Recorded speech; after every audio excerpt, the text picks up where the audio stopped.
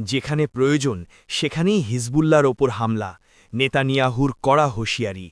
মোহাম্মদ আতিকুর রহমান অমিরাজ। আন্তর্জাতিক ডেস্ক। লেবাননে ভয়াবহ বিমান হামলা চালিয়ে ২ শতাধিক মানুষকে হত্যার ঠিক পরদিনই সশস্ত্র গোষ্ঠী হিজবুল্লাহর প্রতি কঠোর হুঁশিয়ারি উচ্চারণ করেছেন ইসরায়েলের প্রধানমন্ত্রী বেনিয়ামিন নেতানিয়াহু। তিনি স্পষ্ট জানিয়ে দিয়েছেন, ইসরায়েলের নিরাপত্তা নিশ্চিতে যেখানে প্রয়োজন হবে সেখানেই হিজবুল্লাহর ওপর হামলা চালানো হবে।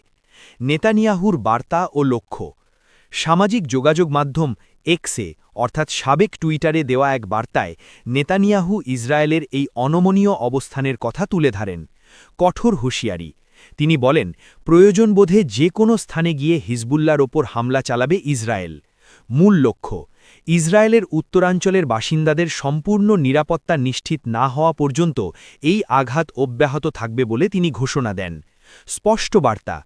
নেতানিয়াহু জোর দিয়ে বলেন, যারা ইসরায়েলিদের বিরুদ্ধে কাজ করবে তাদের ওপর সুনির্দিষ্ট ও দৃঢ়তার সঙ্গে হামলা চালানো হবে। লেবাননে ভয়াবহ হতাহতের চিত্র।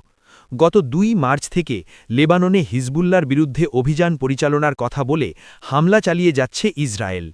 বুধবার রাজধানী বেইরুট সহ লেবাননের বিভিন্ন স্থানে চালানো ইসরায়েলি বিমান হামলায় ব্যাপক প্রাণহানির ঘটনা ঘটে। নিহতের সংখ্যা। লেবাননের স্বাস্থ্যমন্ত্রী রাকান নাসেরেদ্দিন মন্ত্রিসভার বৈঠকে যোগ দেওয়ার আগে জানান, বুধবারের ইসরায়েলি আগ্রাসনে নিহতের সংখ্যা বেড়ে ২০৩ জনে দাঁড়িয়েছে।